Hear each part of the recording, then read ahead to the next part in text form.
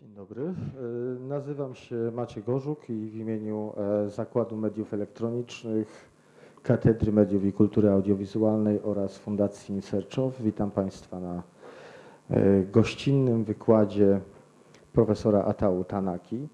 Ten wykład jest częścią projektu, który jest organizowany przez Fundację w ramach finansowania z Urzędu Miasta Łodzi projektu Łódź Akademicka. Muszę to powiedzieć, bo takie są wymogi formalne. Oczywiście. Dzisiejszy wykład będzie dotyczył, jak widzą Państwo na ekranie, estetyki sztuki dźwięku. Zdecydowaliśmy się z Atau na taki temat, ponieważ wprawdzie na naszych studiach, które prowadzimy, nowe media i kultura cyfrowa oraz innych realizowanych w Instytucie Kultury Współczesnej, bardzo dużo mówimy o kulturze współczesnej i sztuce współczesnej, ale dość niedużo mówimy o dźwięku, więc to może być takie uzupełnienie, wprawdzie bardzo propedeutyczne, ale tego, co robimy normalnie dydaktycznie. Ale wizyta Atau Tanaki jest nie tylko związana z dydaktyką. Mamy dzisiaj wieczorem również koncert w Fabryce Sztuki, na który Państwa serdecznie zapraszam. A jutro z kolei o godzinie 11 wykład w Akademii Sztuk Pięknych poświęcony z kolei instalacjom interaktywnym, wykorzystaniu interaktywnego dźwięku w instalacjach interaktywnych. Serdecznie zapraszam na te wszystkie wydarzenia. One są rzecz jasna bezpłatne. Please welcome Professor Tanaka. Thank you.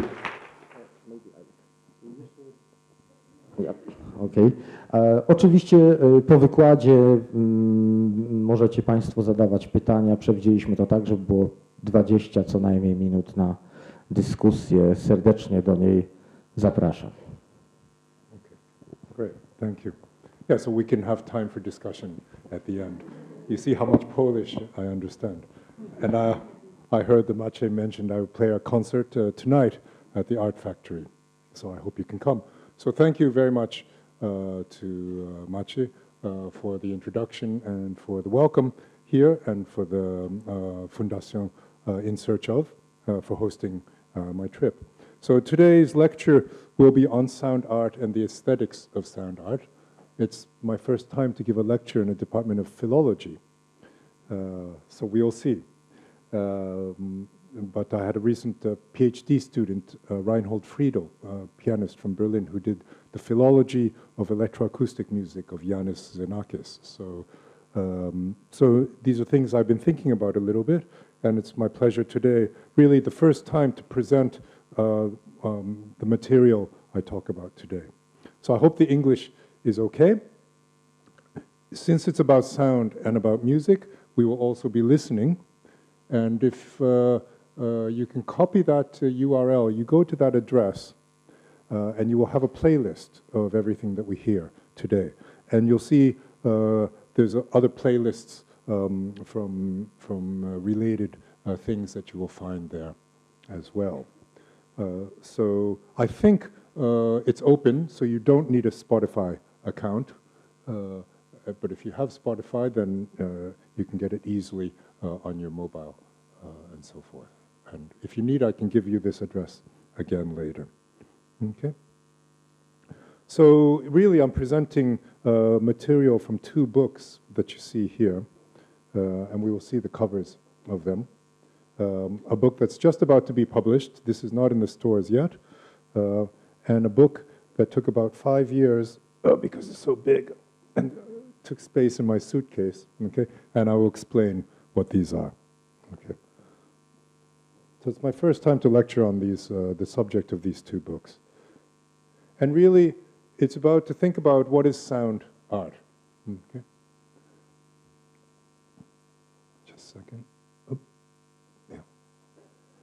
And what are the possibilities for a sound, for an art of sound, and why this term exists? Okay. We know what sound is, we know what art is, but we assume that maybe this should be music. But in fact, sound art is a term that is independent, okay? And in fact, is a way to free ourselves from the constraints of music, okay? Of musical systems, of musical institutions. And we'll find out through these authors what that might mean, okay? And in fact, it might change the context from a musical context, okay, to more of a fine art context, okay? To go from the concert hall to the art gallery, okay? Or from the composition of musical works to the creation, okay, of a sonic object. Okay? So in this sense, sound art may be a form of art where sound itself becomes a material, a kind of primary material for the creation of an artwork. And in this way, we can think of sound, therefore, as a plastic medium, okay? And in fact, it's this morning when I was given a tour of MS1, the Museum Sztuki, that I learned about the neoplasticism movement here in Poland. So sound is plastic, as a physical medium, okay? So which liberates us from the notation of music on the notated page to working directly with pure sound. And so, as I mentioned, the texts that I will use today are by two well-known authors. Here they are. They seem small down here in the big room, but it's still good to see how big this book is. Okay. Peter Weibel, who is director of the ZKM, the Center for Art and Media in Karlsruhe, Germany, okay, where there was a major exhibition of sound art 5 years ago, and another book, a smaller book, a more personal book by David Toop, okay, collection of his writings for over 40 years. And I was the editor of this book. And so it was my pleasure to help David prepare this book, and we'll find out a little bit what's in it. Okay? So if we look first at Weibel's book, and in fact we'll find out who has texts in this book, and we'll see why I was at MS1 today. There are many connections to Poland and to Łódź. Okay? Let's see how much we can see here. Yeah, if the image would stabilize, we'd see that it's over 700 pages. Okay? There's a big part which is about the exhibition and the artists in the exhibition. So there's a big jump from page 162 to page 458. What happened to those 300 pages? They're about the artists. Okay? But I will focus on the very first chapter from 12 to 148. Okay? It's good that Machi does not ask you to read this for next week. 130 pages. I will resume this in about 10 minutes. Peter Weibel's kind of summary of, for him, sound as a medium for art. So he doesn't say sound art, but sound as a medium. I said material, okay, for art. And if we move on, we see a section on the histories. And the very first one is about the UK, on page 582, Unfinished Business. Okay?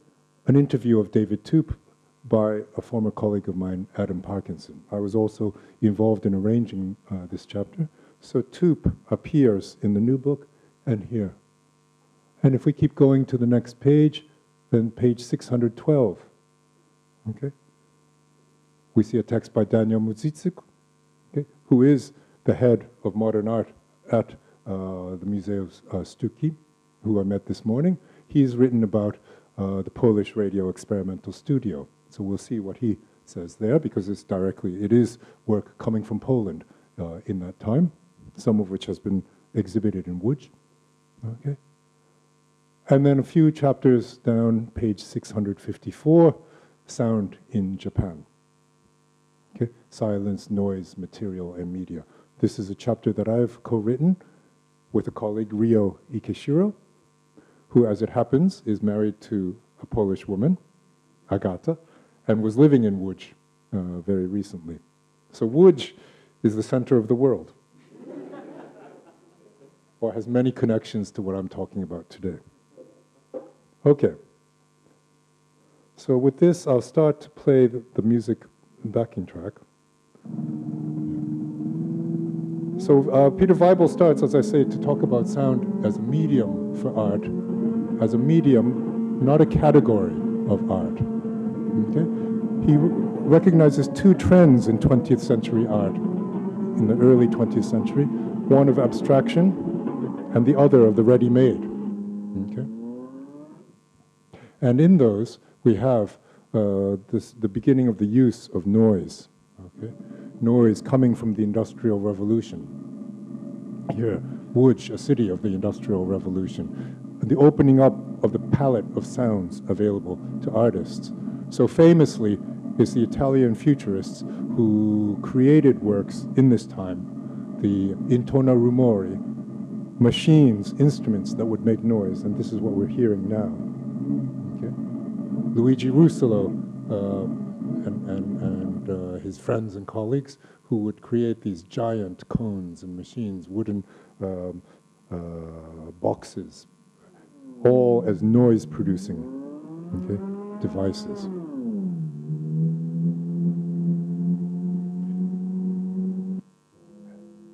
Then the other key influence that Weibel mentions is Edgar Varèse, a composer at the time that became interested not so much in noise, but in the electronic production of sound. And so the very early electronic music dates back to this time.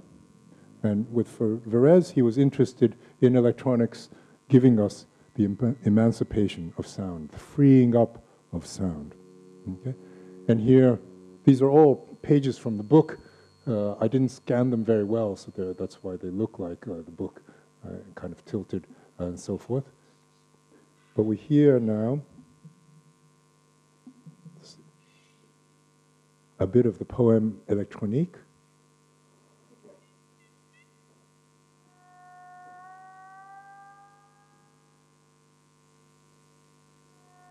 Very delicate sounds, yeah. Okay. Yes, but it's not a cat. Oh. Now, the futurists they made bull roars and lion machines to create mechanically the sounds of lions and things that resembled animals. In Varèse's case, yeah, he's using electronics. Yeah. And famously, I don't have a photo of it here, but these were put into space at the World Expo in 1958 in Brussels, where the Philips Pavilion was created by the architect Le Corbusier with the help of Yanis Xenakis, and the poem Électronique was a first multimedia visual and sound show that was projected in this space. And this has been recreated in Eindhoven in the Netherlands since then. Retracing the history then of sound art, we very quickly get to a Japanese woman as one of the first pieces of sound art. This buzz is not part of the sound. So Atau Tanaka, the same family name as me, but no relation.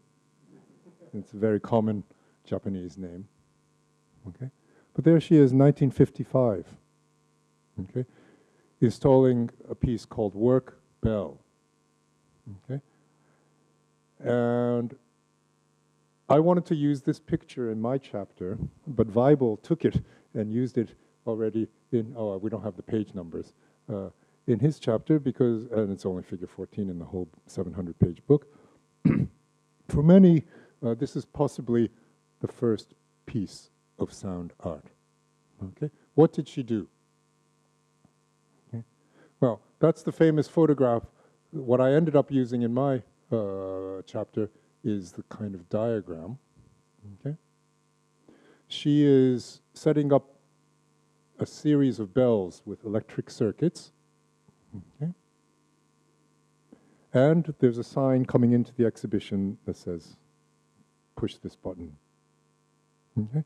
And by pushing the button, it starts off an electrical circuit that triggers off the sounds of the bells one after another, distributed throughout the space.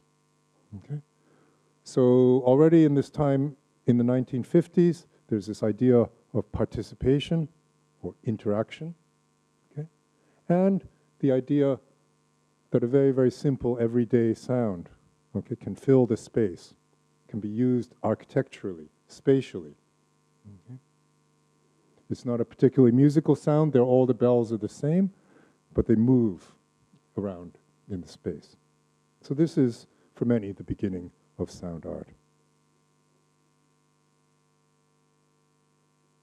And so Weibel, in his way, sets us up to talk about the use of sound in sculpture, okay, and in installation, and gives us a number of points here. Okay? So he says, sound sculptures and sound installations represent an important step towards the emancipation and liberation of sound, of freeing of sound. In this sonic art form, many of the goals and stages of the evolution of 20th century music converge. So for him, it's an emancipation of sound, but from what? Not necessarily from music, freeing of sound from music in some ways, but he says, like with movements of 20th century art, in fact, that maybe these were modernistic urges of the time that are common across these art forms.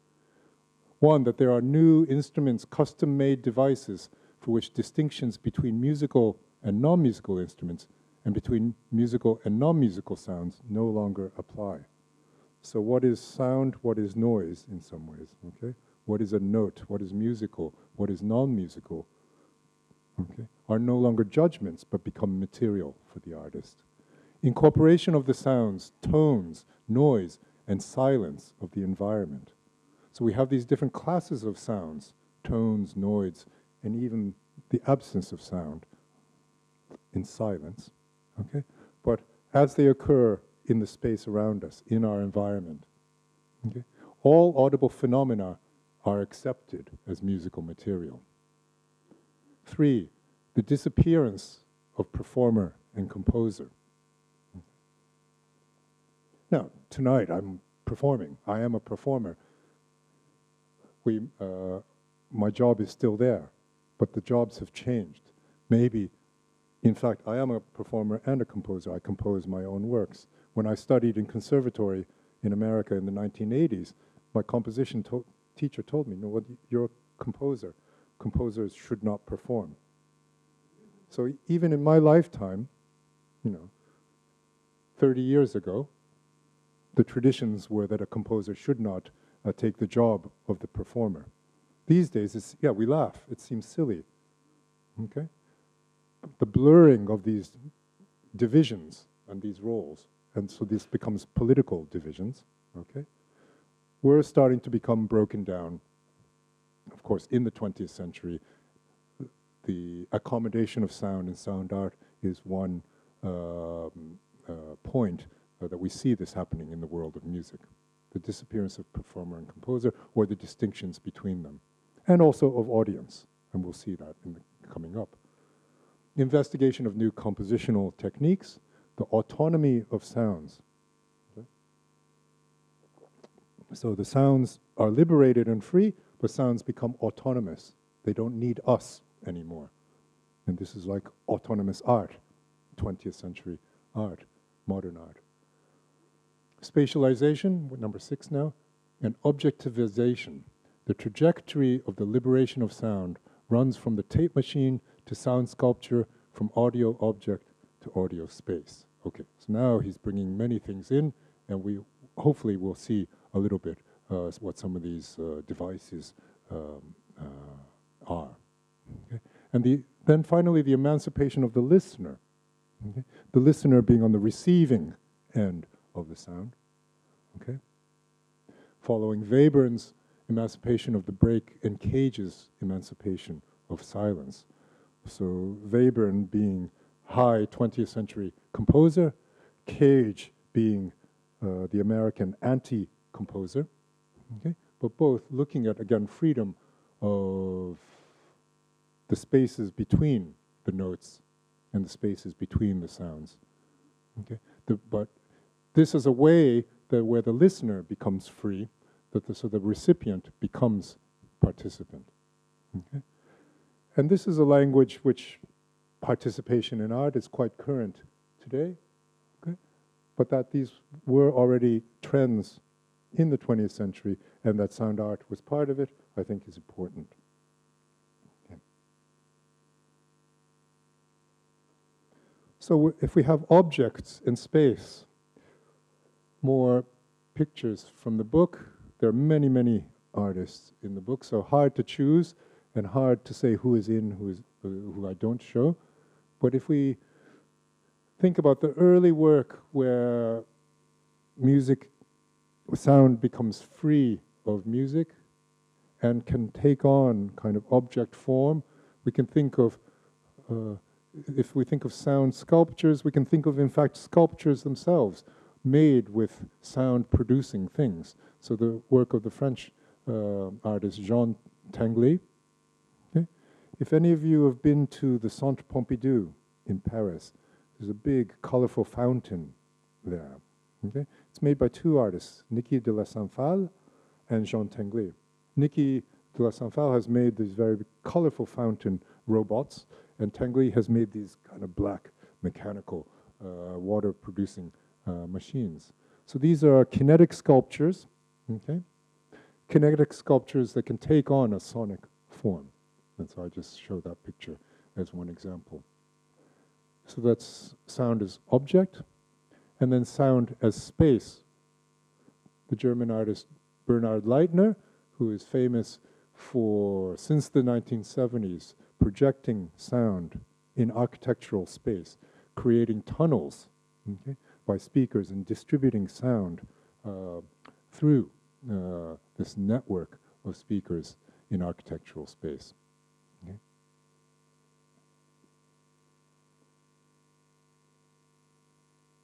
Then sound as fields. And with that, we'll start to hear other delicate sounds.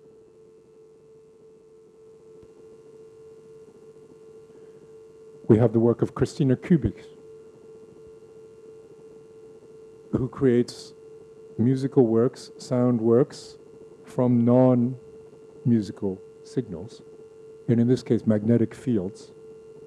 So there is an exhibition photograph from the ZKM exhibition, a big sculpture of red wires, in fact, that are carrying electrical current.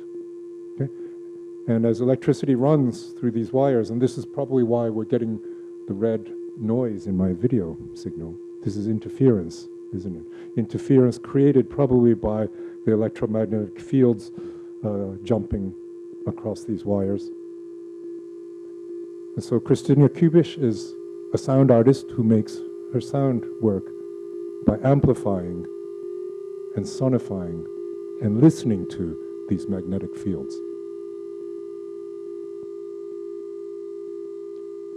In another work, she creates a network that looks almost like a plant, okay, of piezo sensors that are attached to a resonating surface.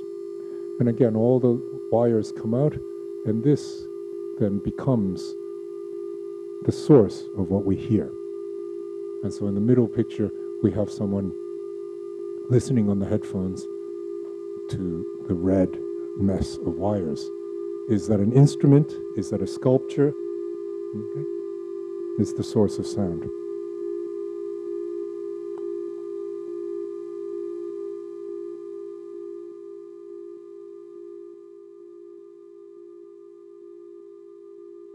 And so that,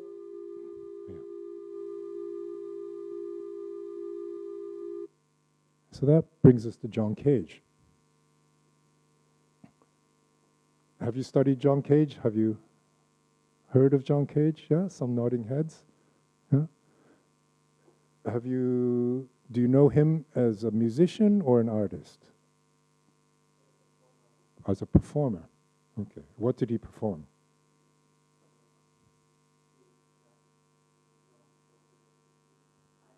Yes, that's right. But it's a piano piece, and it's called 4 minutes 33 seconds. And there's a score. It's published by Peters. And the pianist sits down, but I'm not sure he was the pianist in the first performance. Opens the lid and performs the score. And of course, he is not the performer, because he's coming from the time the composer does not perform. He's the composer. And he would compose with these situations, but in a quite traditional way. There's a paper score, there's an instrument, the piano. The pianist opens the page, sits down, reads the instructions, the notation, and it says, sit here and do nothing for 4 minutes and 33 seconds. Okay? And these days, a silent piece, we say, okay, yes, another silent piece, okay, it's been done. But it had to be done the first time, and John Cage is the one who did it this first time. But what happens, I don't think he was doing it just to be cool or just to be provocative. He was doing it to get us to listen. Okay? And there was a piece of music there. Okay? And the piece of music, it was a piano piece, but where the piano was silent. But it also meant that there are sounds in the room, the sounds in the environment. And even like now, we notice the red noise on the video projector because we see it. And if I stop talking, we notice the bzzz. Huh?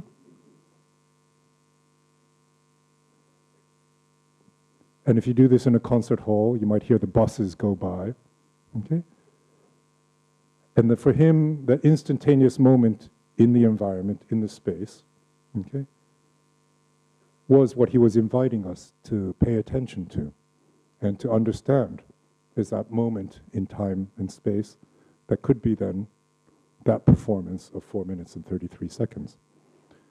And this understanding of the environment is his fascination with Eastern philosophy, with Zen Buddhism, okay, and the Eastern philosophical relation to nature and to operations of chance. So he would famously compose pieces by using the Chinese system of I Ching. Do you know the I Ching? So a series of operations using 3 sticks or coins that would then give you a reading. Maybe a little bit like the tarot, okay, that we have in the West.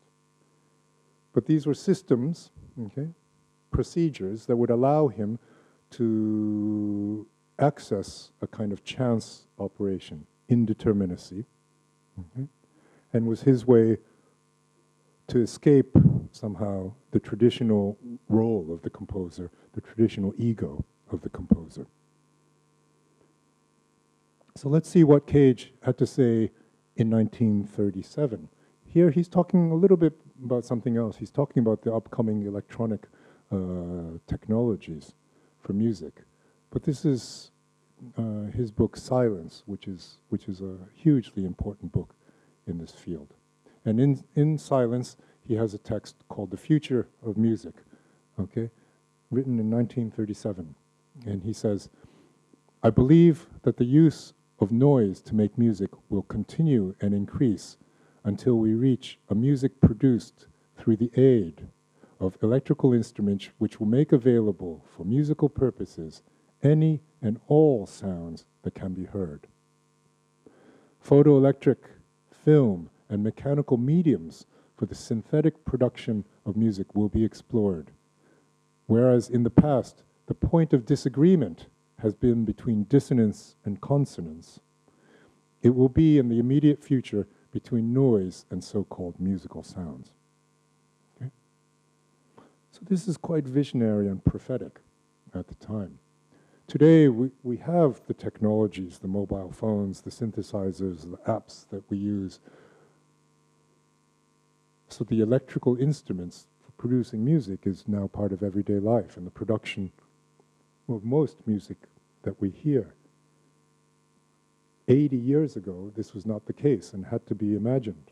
Okay? There's another passage where he's talking about tape, I think, and he says, well, we'll be able one day to zoom into sound microscopically until we can manipulate and edit the smallest grain of sound. Okay. Again, to say this in 1937, today we have gone through technologies of tape, splicing tape, technologies of sampling, digital editing of sound, which I imagine some of you do, whether you're a sound artist or a video editor, and you see, or even on SoundCloud, the wave form of a sound, we see a digital representation of sound. We know we can zoom in, we can click the mouse, copy, paste, just like a word processor. What we are doing today, what Cage imagined 80 years ago. So he's a towering figure, and mostly known for the silent piece, and in this way, the composer who let go of his ego.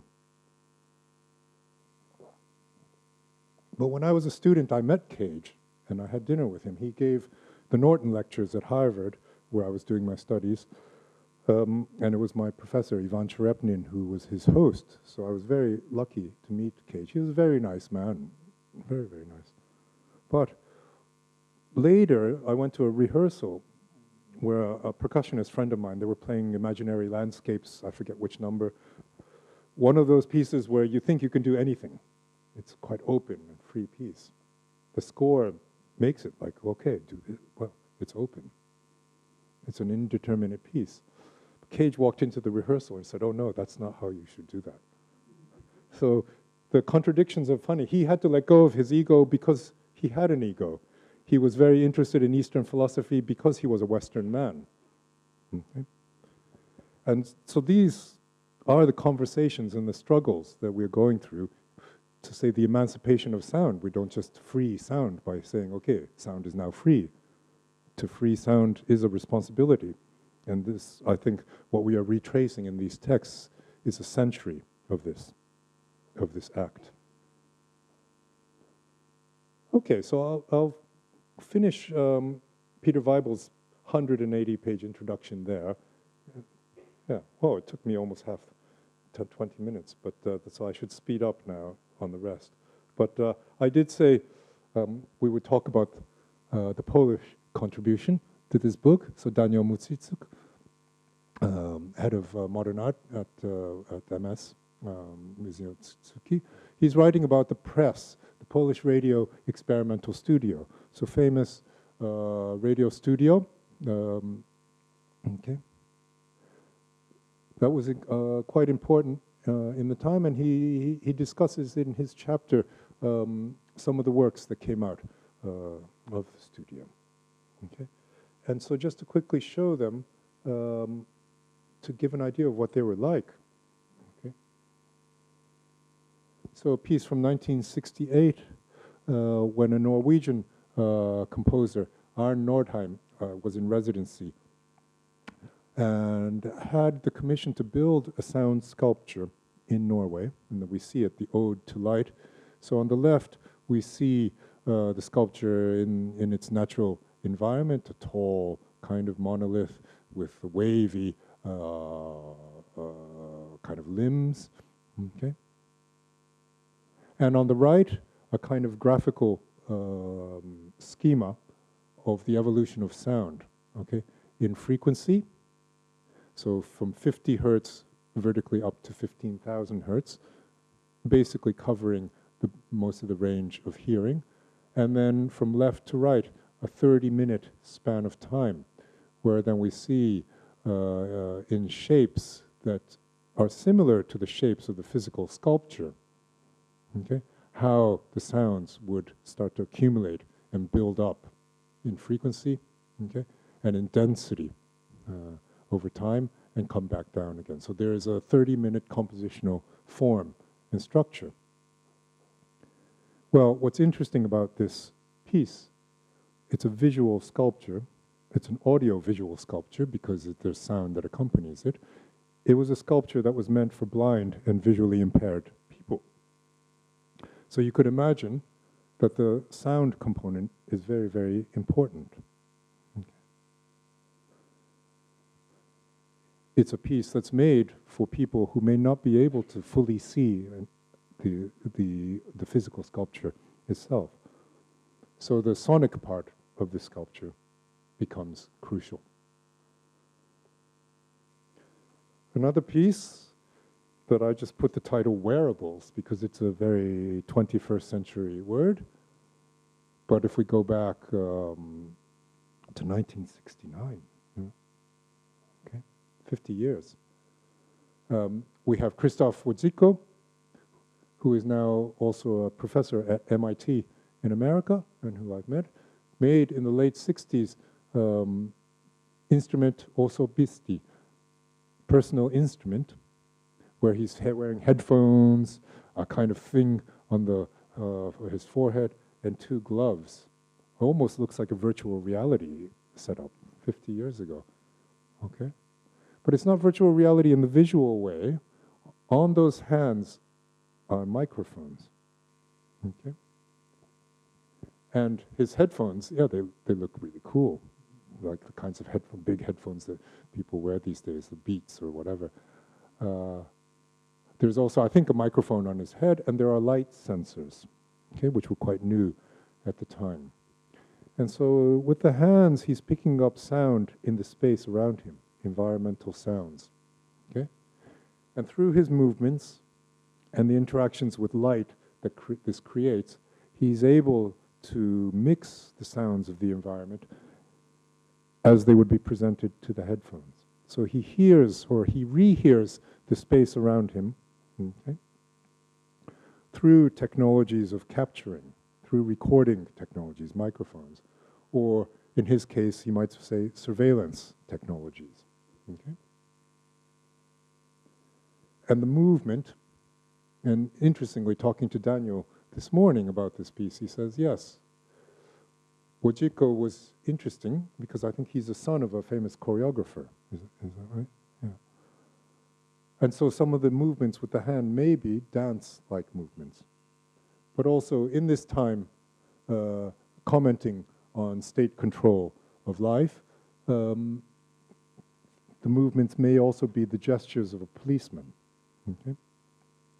So somewhere between the surveillance and state control and police and the freedom of dance, he creates a wearable system, okay, where the sound of the environment become mixed and interact in his perception. And the last piece from the Polish chapter the press chapter that I like to show is one that does work directly with space and composition. Okay. So this was created in 1968 by, I think the architect is Teresa Kelm, Zygmunt Krause, and Enric Morel, called Spatial Musical Composition. Okay. And in fact, what I learned today walking through the museum with Daniel were that in the neoplasticism group and AR, there were spatial compositions of form and sculpture. Okay? But this was one that added sound as an ingredient to the mix. So creating a colorful architectural space, as you see in the photograph on the left, where visitors walk through. Okay? But these have sound that are picked up. Let's see, I have to remember how this worked exactly.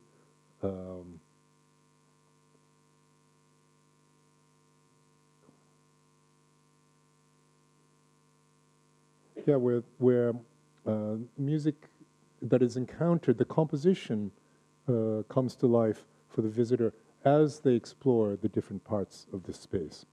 Okay?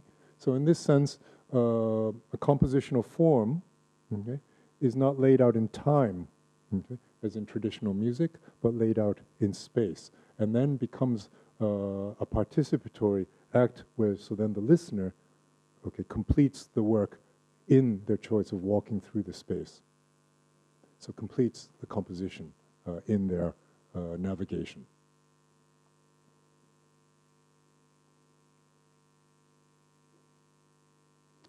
And then from here we go to my chapter with Ryo Ikeshiro, Sound in Japan. And here we have the key words that have been popping up throughout the talk already: silence, noise, material, and media. Okay?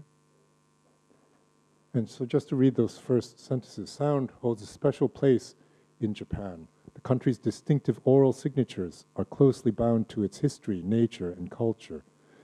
It's hard to imagine the sound of cicadas without recalling the unbearable heat and humidity of summer. Do you know these insects? Bzz, bzz, yeah? And in Japan, they get really, really intense. And most people would find them annoying. But in Japan, you go there and say, I hear the cicadas. They remind me of summer. Okay? So it's our relationship to nature there. At the same time, it's not just a peaceful country as such. The sound, well, here there's still the peaceful imagery, the sound of trickling water punctuated by occasional bamboo hitting a rock from Shishidoshi in Japanese garden is integral to the contemplative calm. Okay? And the bell chimes in temples. So with that,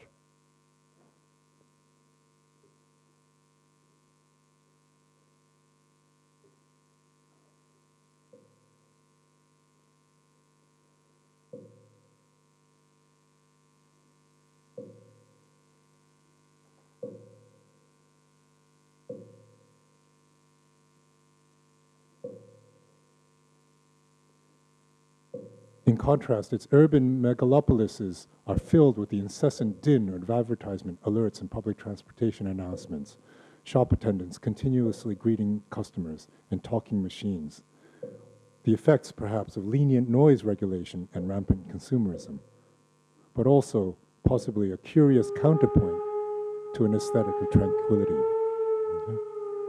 etc., etc. And so, in a Japanese aesthetic, these contradictions don't present themselves necessarily as contradictions. Okay. And curiously, if you look at my playlist, we think we're listening to Japan, but we're listening to John Cage. But a famous piece of his called Ryoanji, where he went to Japan in the 60s. And Ryoanji is one of the temples that he went to. Cage's visit had a huge impact, and we talk about that in the text, on Japanese artists who were starting to work with sound. Okay.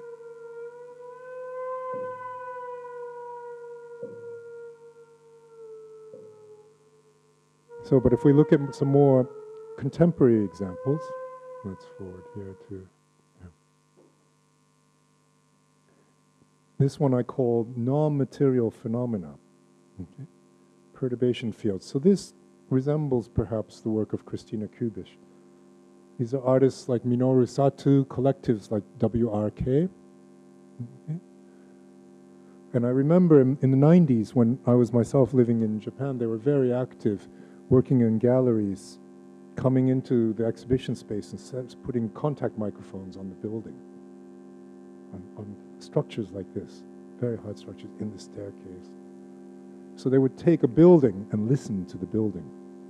Okay? Or in this photograph, okay, it's a piece of Minoru Sato, irregularity, homogeneity emerging from the perturbation field.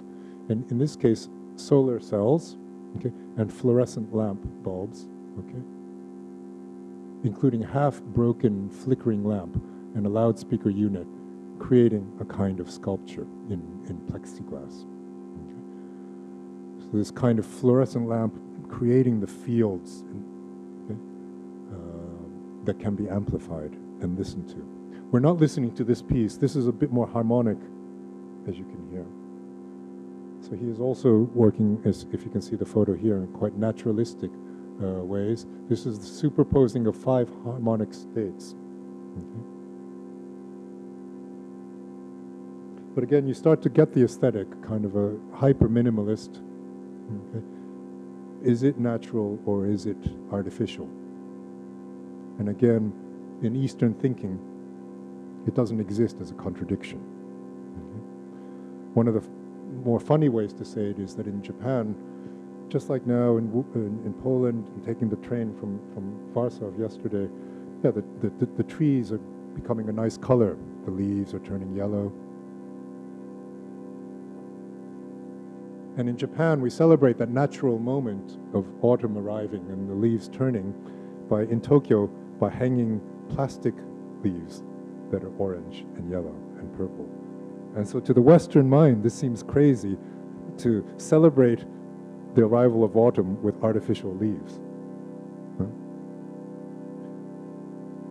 I mean, I'm Japanese American, so half of me understands it and half of me finds it silly. But it shows again, this idea of contradiction is in fact quite Western way of thinking, and is perhaps Cartesian.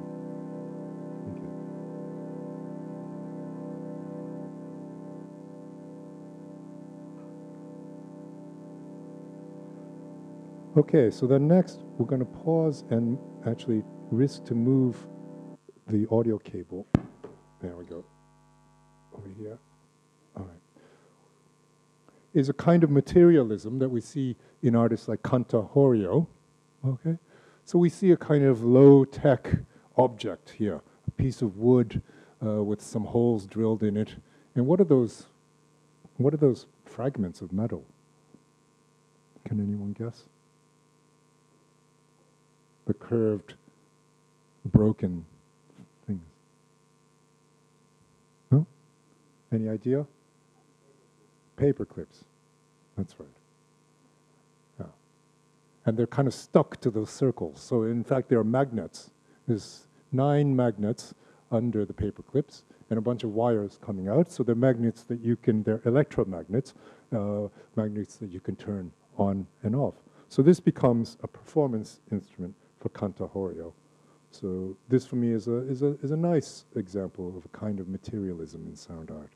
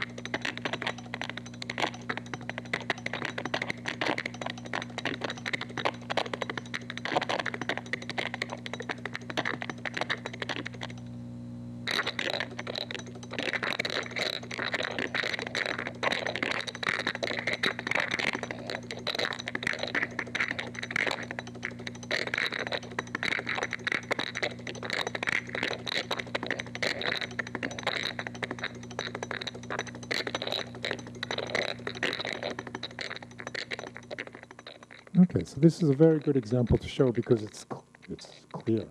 Okay? You see what you get. You get what you see. Or you get what you hear. Or you hear what you see. Or you hear what you get. Yeah. Okay, and we'll finish with one, let's see, oops, what's happened here?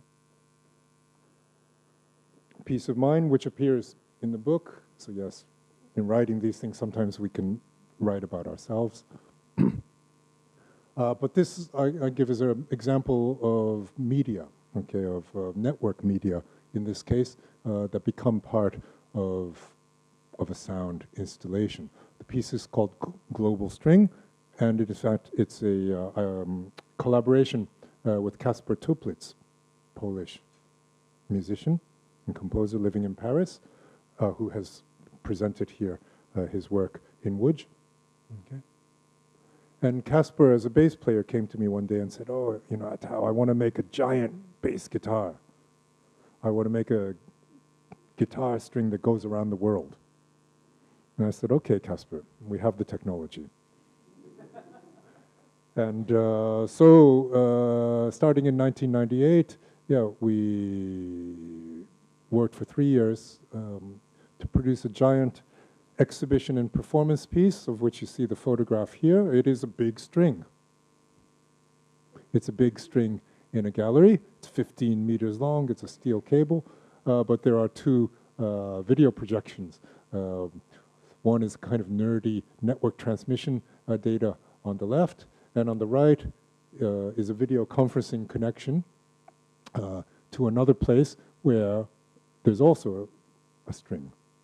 Okay, so one end of the string is here, in this case Rotterdam, and the other end of the string is in another city, in that case Linz, Austria. So it's one string, okay, in two different places where the ends are physical and the middle is the network. Okay? But we have a system of sensors and actuators, okay, and I will play some of these sounds,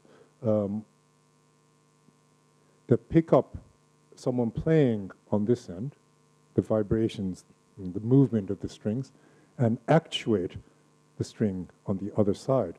So if you pull over here, it wiggles over there.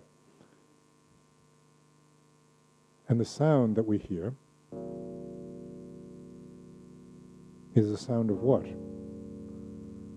So it's a hybrid string. It's part physical and it's part immaterial network. Okay? But we have mathematical models. Okay? The vibrating string is one of the more straightforward mathematical formulas in physics. So we can make a theoretical string that's hundreds of kilometers long. Okay? Now, if it's that long, the fundamental frequency will be so low it's inaudible. We can do tricks to change the values of other parts of the thing, like the thickness, the supposed tension, and the stiffness to get the sound into the audible range. And that's what we hear is completely synthetic sound, but it sounds quite natural. And this is produced in playing the installation in space that can exist as a performance instrument for Kasper and I. We would perform by being in both sides, so a collaborative performance but across two cities, or left as an exhibition installation, so open to participation and interaction from the gallery visitors. Okay.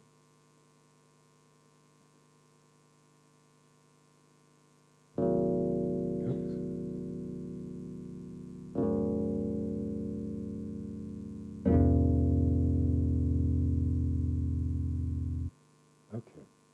So with that, I will move on to David Toop. So we'll get to David Toop's book here, but we'll start a little bit with his conversation with Adam Parkinson. Okay. And David is someone who, similar to Cage, likes to undo existing structures. And so even to write this chapter, we had to invent a new format for doing it. So it's titled Unfinished Business, A Conversation on Sound Art in the UK. And the text begins, the following is a transcript of a conversation between David Toop and Adam Parkinson conducted in April 2015 as a public performance at London Metropolitan University. This format, the public unfolding of a text, was conceived in the context of a manifesto written in 2014 for a series called Offering Rights, curated by David. And he says, what I'm trying out at this stage of my life is new formats, or new settings maybe, or formats and settings that have been tried before, but then been forgotten and pushed aside because established formats have such a powerful hold on our thinking. I'm frustrated by all the familiar routines that frame practice and discourse. What I want to do is modest, small scale, quiet, and uncertain. Just a slight shift of conditions. A big thing but small. A conversation that can be quiet but loud.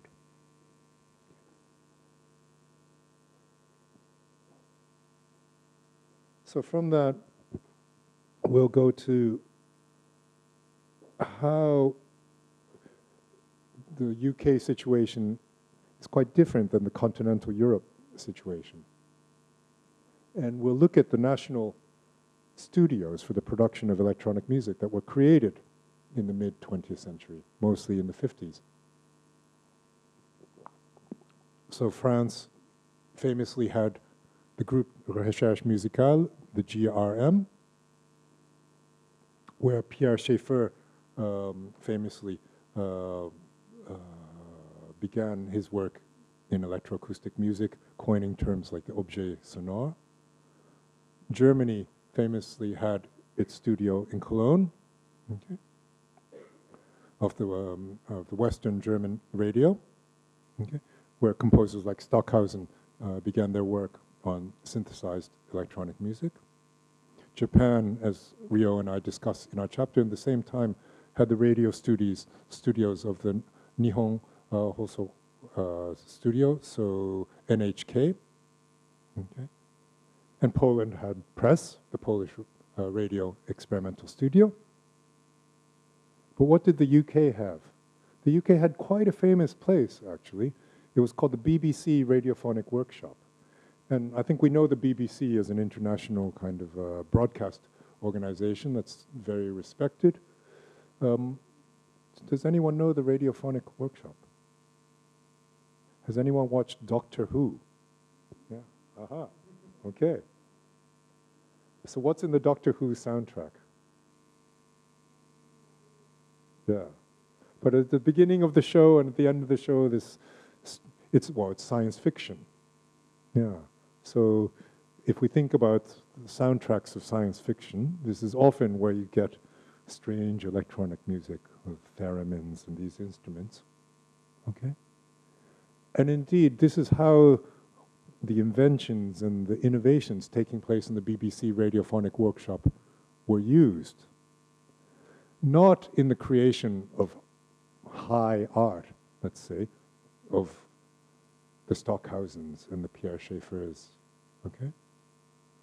In fact, experimentation, as Toop tells us, was denied. Couldn't get too experimental in the BBC Radiophonic Workshop. They had the whole studio, okay? But to create abstract works, in fact, was discouraged. In fact, they wanted to just use these things for radio broadcasts, for making sci-fi, etc. And so, according to David, this had an effect on the aesthetics and the humor that comes out of music in this time from the UK. One of the key members of the studio, one of its co-founders, was a woman, Daphne Oram, okay, who famously created a machine called the Oramix machine, one of the very first systems for translating visuals to sound. And if I can get my mini jack back here.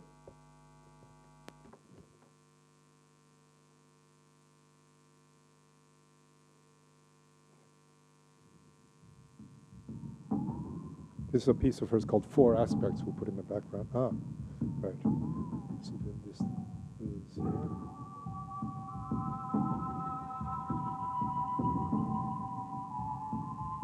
It's quite beautiful and delicate. It sounds.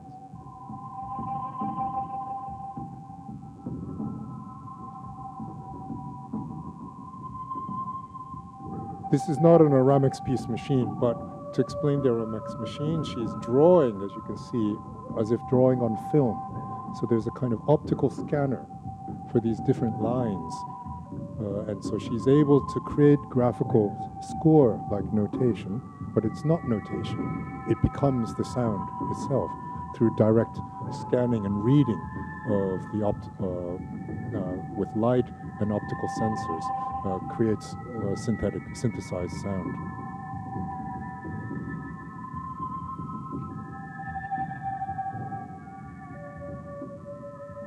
So with that, we get to David and his book. So leave that on quietly. And here now, this is just going on sale this week.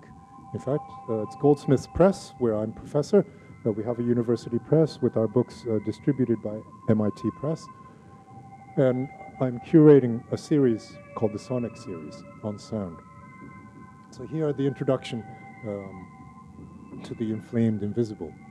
In the 1970s, David Tup became preoccupied with the possibility that music was no longer bounded by formalities of audience, the clapping, the booing, the short attention span, the demand for instant gratification.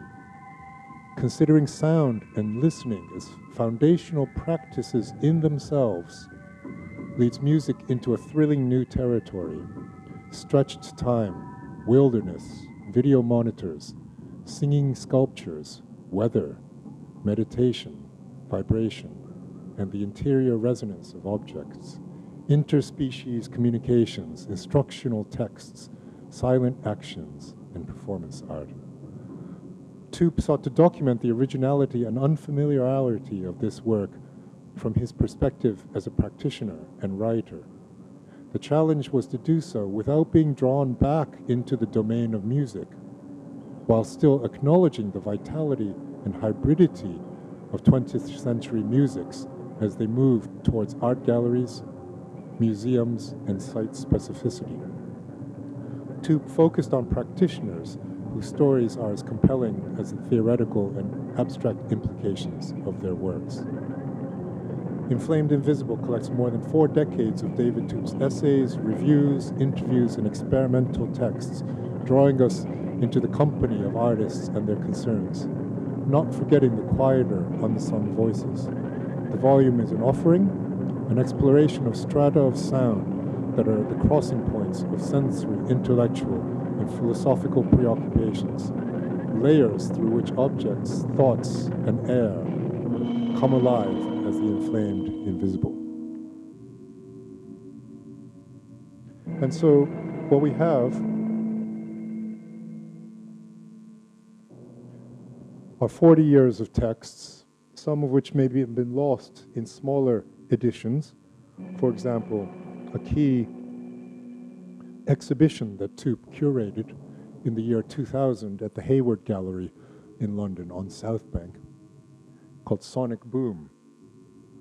So famous international exhibition, one of the key exhibitions in the time presenting sound art. So the lists of artists, very interesting. Yeah. Some Scanner, you may have heard of electronic musician, just above him Lee Ronaldo from the New York sort of noise punk band Sonic Youth, right? John Oswald, a Canadian artist doing something called Plunderphonics. Christian Markley, who at the Venice Biennale did the film The 24-Hour Clock, okay, who's also a turntablist. Chico McMurtry, a Brooklyn artist who makes robotic sculptures that sort of stumble along and make sound. Brian Eno, famous ambient music a musician and producer, and many other names. Ryoji Ikeda, quite well known now, Japanese media and minimalist artist. And we see Christina Kubish there, amongst others. So Tup, through his vast personal network, brought these artists together in quite a seminal moment in sound art exhibition. And then, what have we got here? Oh, yeah. But he also speaks about individual artists we may not have heard of. And so in editing this book with him, I discovered some fantastic new artists. Harun Mirza we wouldn't say that he's a sound artist, but he is an artist who does use sound in a gallery context. We need to put the thing back here now. And in fact uses DJ technologies, okay? And as we'll see in this piece, there you go, LED lights and a strange text, which seems quite political, okay?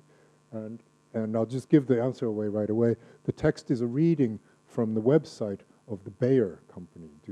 Does anyone know Bayer? They make aspirin. So Bayer Pharmaceutical Company. So big, I guess, Swiss company. Pharmaceuticals are quite a contested industry these days. So we see then how an artist like Mirza puts the politics of big pharma into a sound and light piece in the gallery. The Bayer company then became part of IG Farben, a German chemical company conglomerate. During World War II, the IG Farben used slave labor in factories attached to large slave labor camps, notably the sub-camps of the Mauthausen Gusen concentration camp. IG Farben owned 42.5% of the company that manufactured Zyklon B, a chemical used in the gas chambers of Auschwitz and other extermination camps. After World War II, the Allies broke up IG Farben and Bayer reappeared as an individual business. The Bayer executive, Fritz Timir, sentenced to 7 years in prison by the Nuremberg war crimes. Yeah, so now this work is, I think, 2015 or something. We've come a long way from the abstraction of Edgar Varese. Yeah. Oops. Another artist he speaks about and with whom he collaborates, the last chapter of the book, a Japanese artist living in London, Rie Nakajima, who, as you can see, performs with everyday objects. In this case, the photo you see, lots of Japanese objects, rice bowls, chopsticks, but also little wires, boxes. And so you could imagine already this is looking quite delicate and fragile. So let's see if I'm able to switch over a short performance from her. In fact, a performance in collaboration with David Toop. So we see a little bit Toop himself really delivering on the claim of doing something small.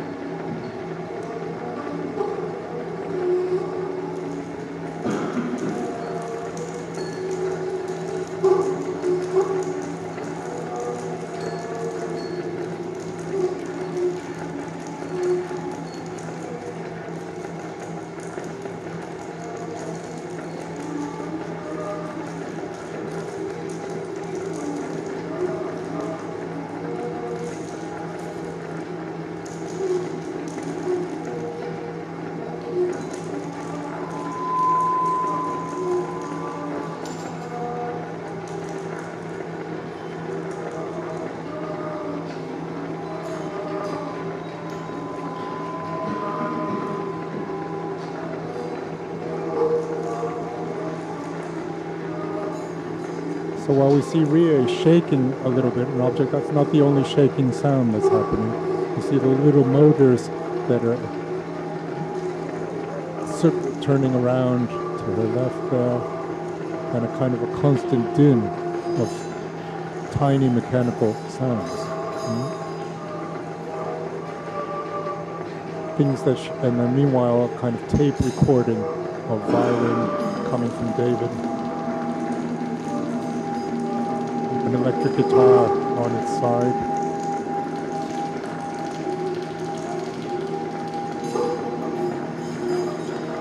So is it a performance? Is it an exhibition?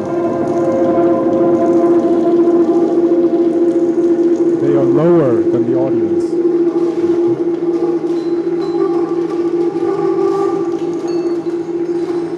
And setting off series of processes that are full of indeterminacy.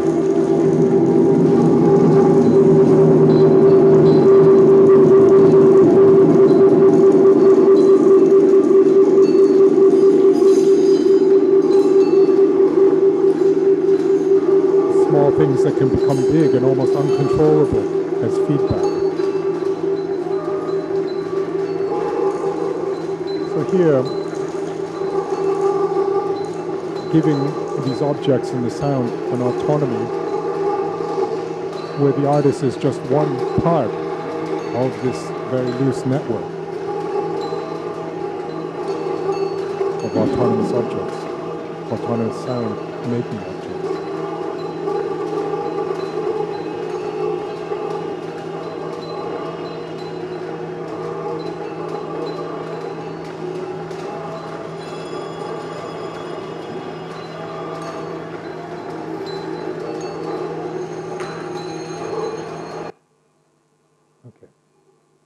So now I'll switch back here for two final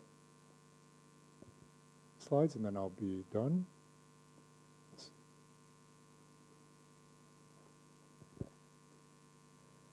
Okay.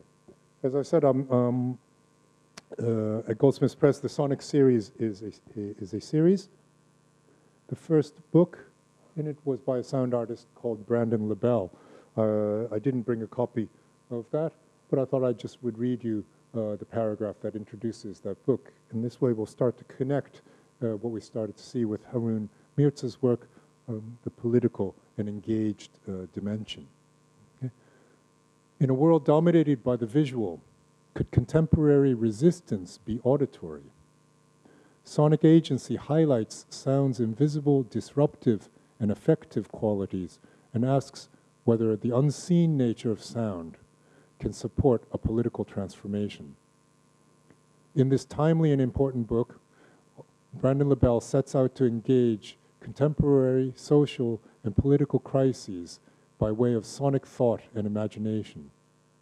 He divides sound's functions into four figures of resistance: the invisible, the overheard, the itinerant, and the weak.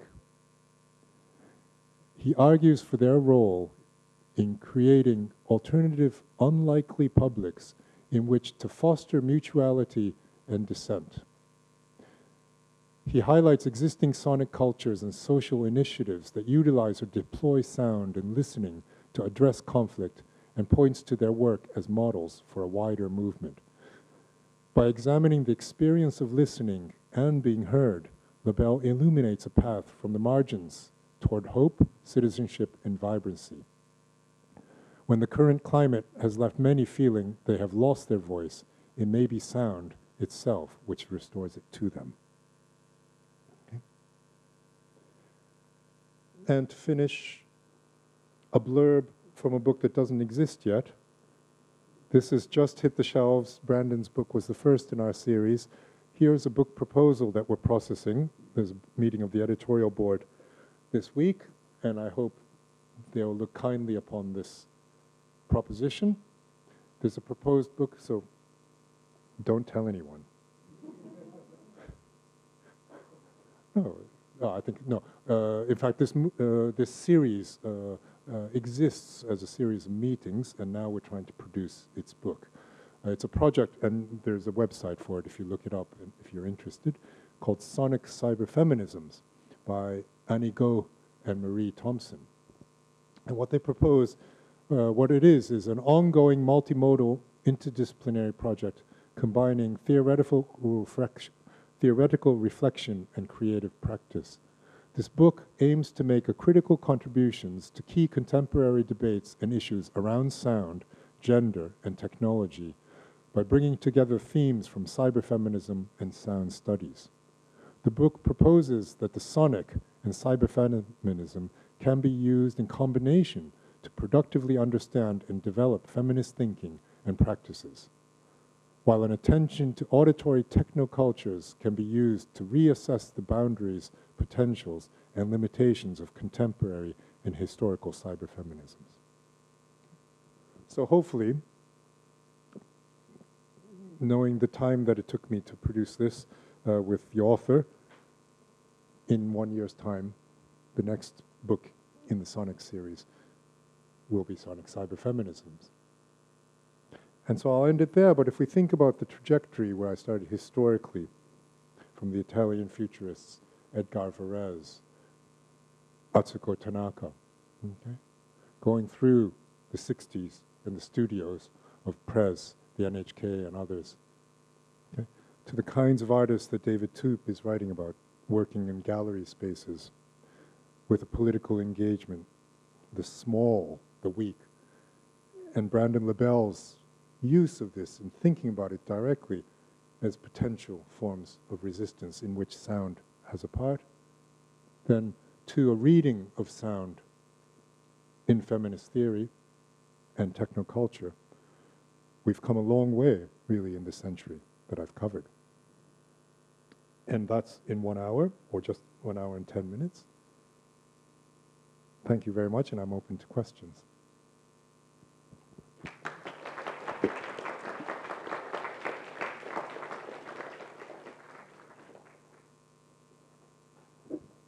And the questions can be from any part of the talk. I finish here because this is where we are. This is the present time and the near future.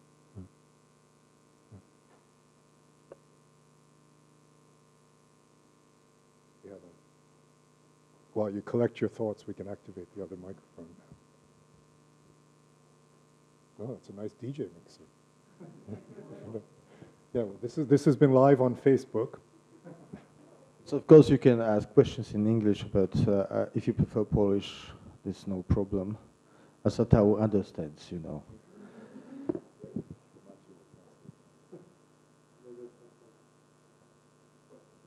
Anybody?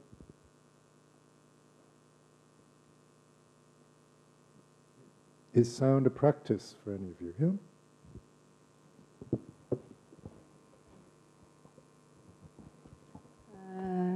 Hello, good afternoon. Justyna Anders-Morawska, Faculty of International Studies and Political Science. But I am also interested in sound art, and I am a musician, a pianist. So I would like to ask two questions. The first is about Krystyna Kubic's installation. How far did the artist intervene with the sound of the electromagnetic field? Was it like natural and amplified, or did she do some sort of manipulation with the sound? So that's the first question. And the second is, what do you feel about the interdependencies and connections between sound art and acoustic ecology? Okay, thank you. Excellent questions, yeah. So here, a reminder of the magnetic fields that Krystyna Kubic amplifies to create her works. And the question is, what is the artist's intervention? You know, how does the artist shape it? And in Kubic's case, I think her philosophy and her artistic attitude is to expose the thing as it is, the phenomenon as it is. Yeah, yeah. But as you can see, she has created a sculpture of the wires and the forms, yes, yes.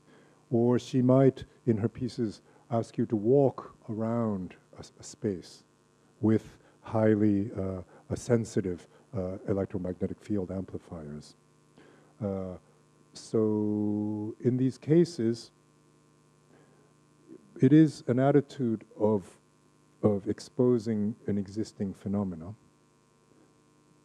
But I find this is I made the joke about John Cage saying the indeterminate is he's still the composer of those indeterminacies.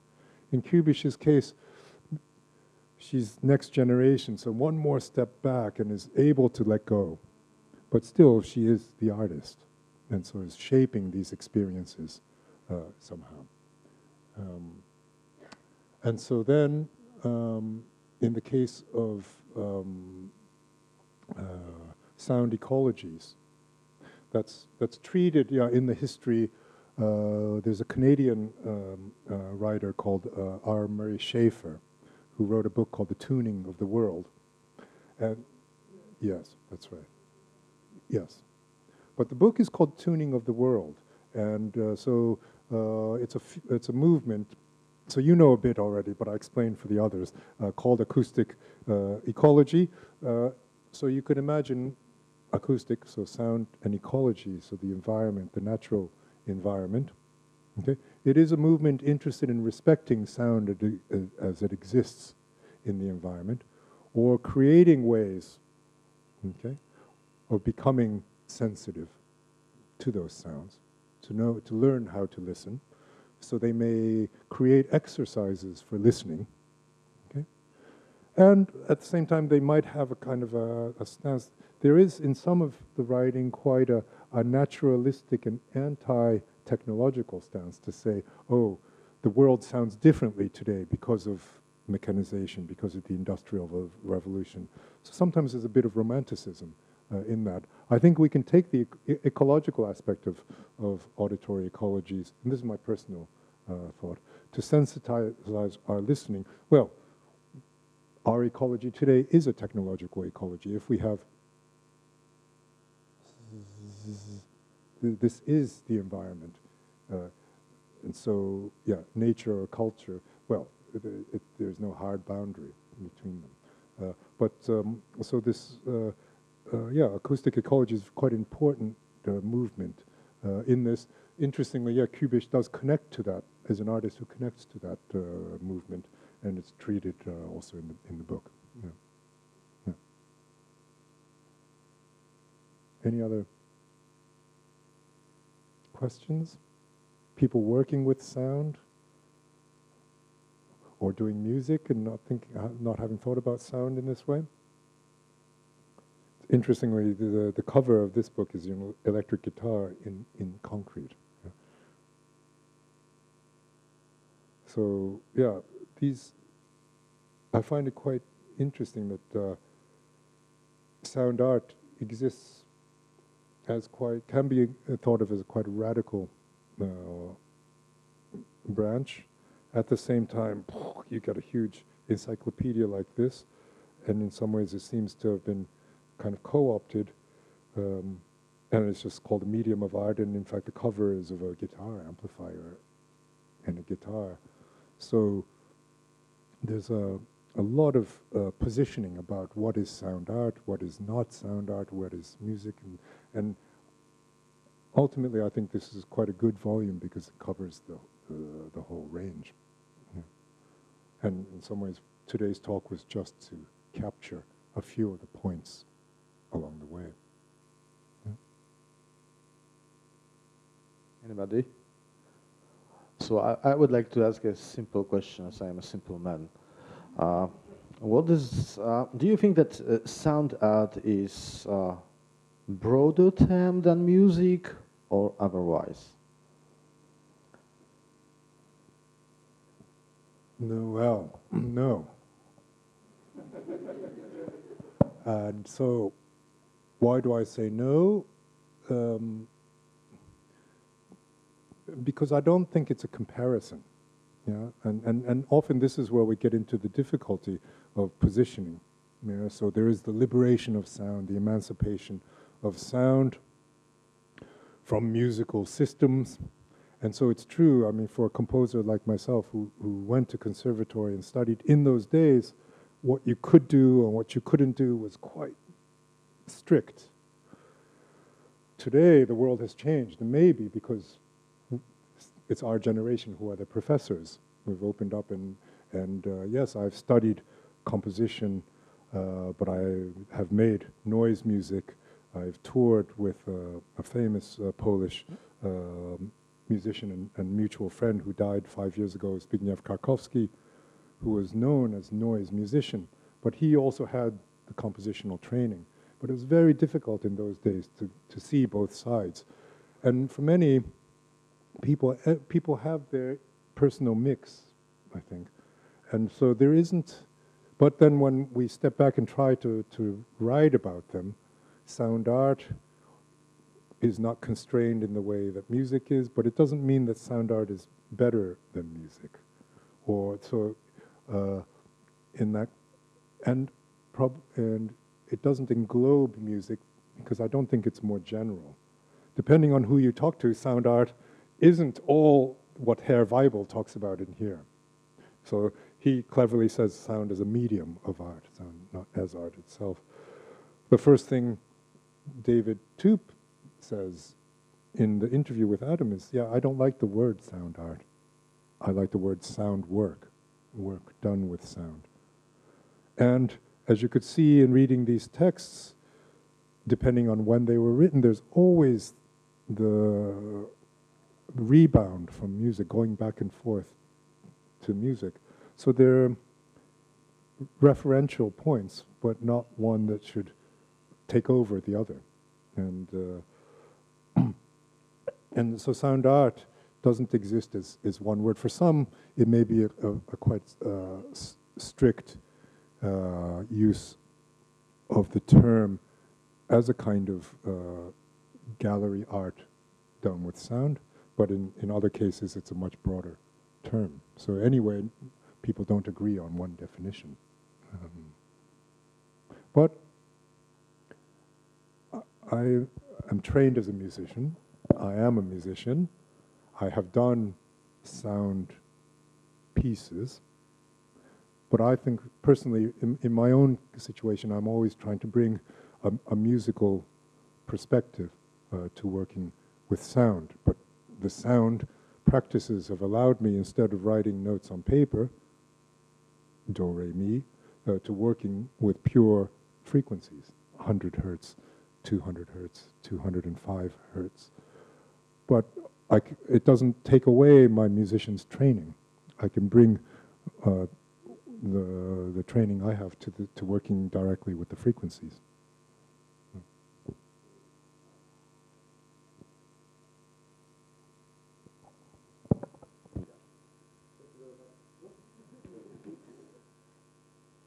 Yeah, as usual with electronics, we have no battery. Okay, thank you very much again. We have no more time, but we have more opportunities to meet Atau tonight at 7:30 at Fabryka Sztuki, Tymienieckiego 3. We will have movies, performances. I think that even if you don't use your notation, maybe we can say that your body is your notation somehow. It may sound mysterious, but come and watch what I mean. And after the performances, we will have a discussion. So you can go back home, eat something, you can think over all this stuff, and you can ask questions. Thank you very much. Dziękuję bardzo.